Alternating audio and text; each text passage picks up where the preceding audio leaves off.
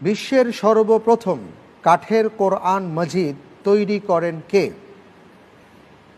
ক শিরিন ইবাদি, খ আতাউল্লাহ সিরাজি, গ আমিন কান্দলভি, ঘ মহসিন ফুল্লাদি। সর্বপ্রথম কাঠের কোরআন মজিদ।